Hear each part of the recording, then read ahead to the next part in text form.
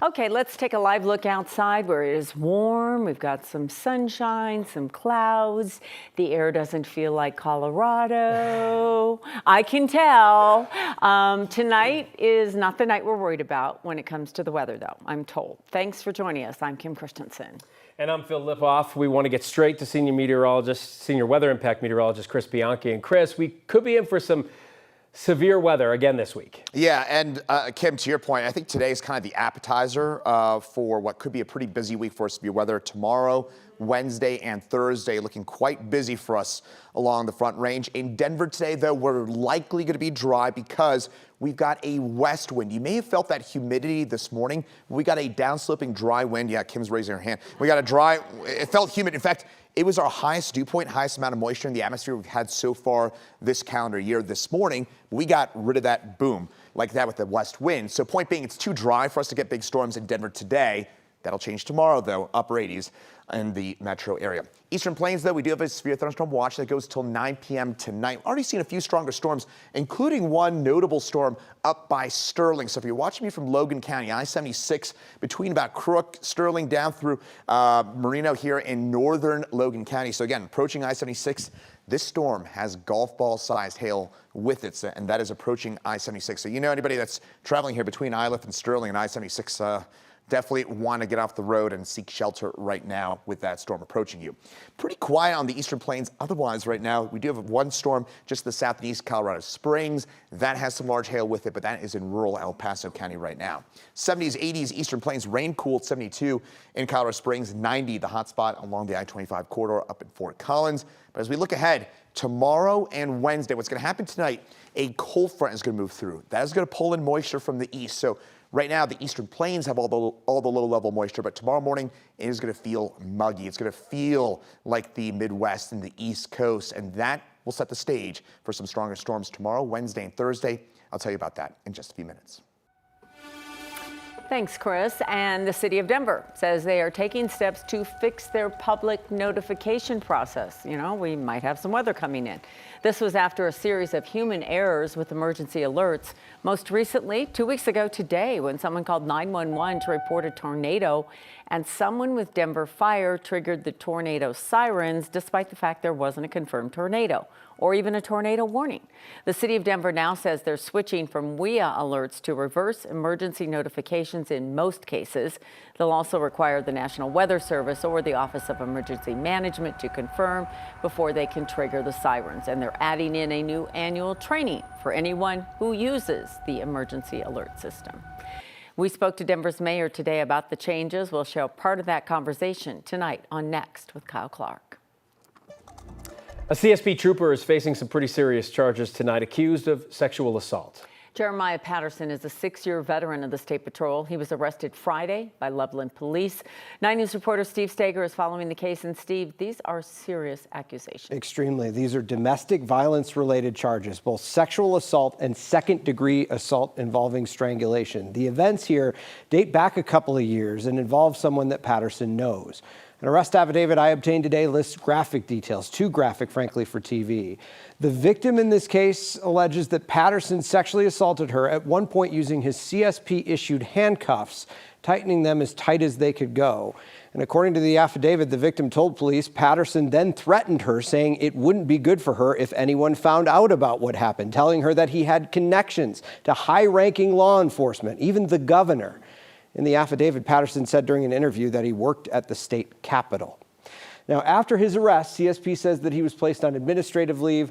Loveland Police say anyone with information about similar incidents involving Patterson should call them. Live in studio, Steve Stager, 9 News.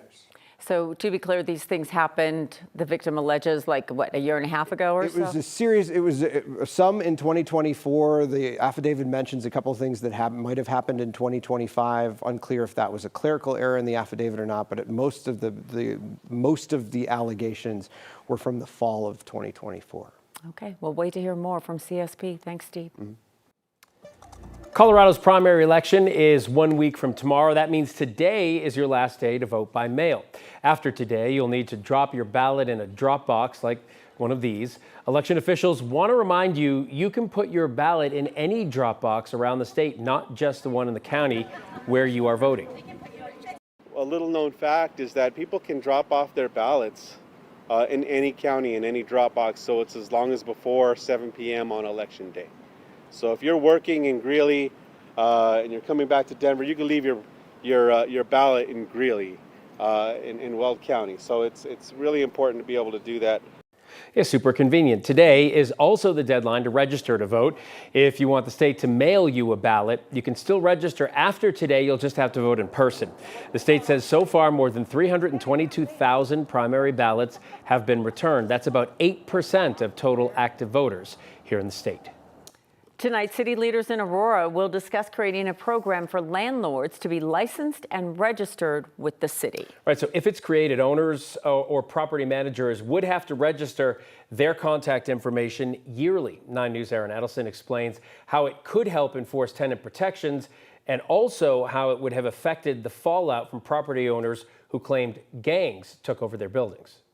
It's a massive issue. Monday night, the Aurora City Council will vote on a resolution to create a landlord licensing program, something Councilmember Allison Coombs has wanted for years. One of the things that we definitely want to put into this policy, however it shapes up, is making sure that we as a city and the tenants know who to contact when there's a problem. She's the main sponsor, which also has support from the mayor.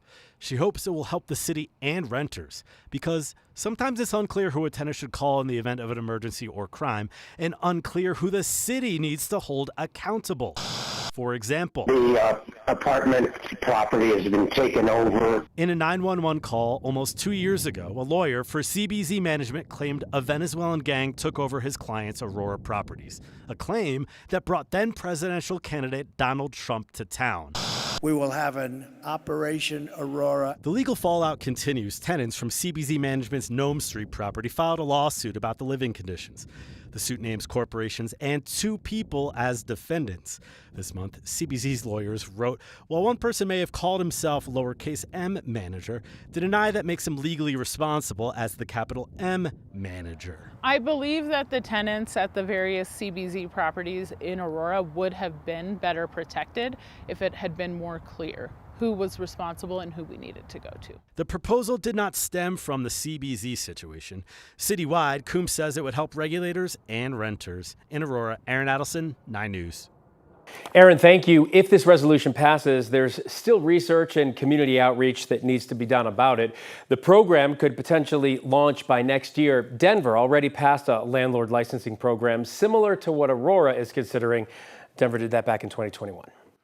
Apex Park in Golden is closed to hikers after the reports of a bear attack. Colorado Parks and Wildlife say this happened about 5 o'clock last night.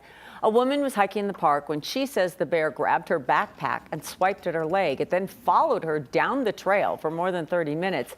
Even as she tried to haze the bear, 2 other hikers had to help her scare it off before it moved on and followed several other hikers on a nearby trail.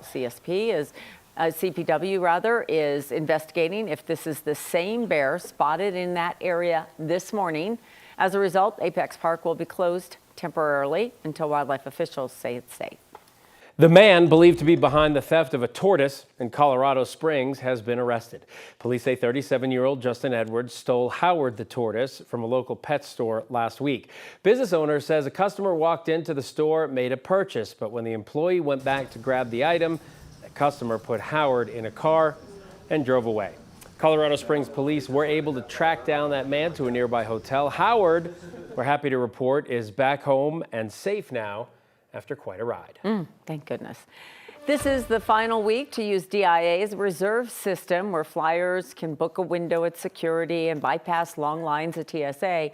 DIA says the new security checkpoint on the east and west terminals wait times are down to around 5 minutes. So there's just no need to reserve a spot anymore. Any reservations already booked will be honored. New reservations will be accepted until the system closes this Saturday.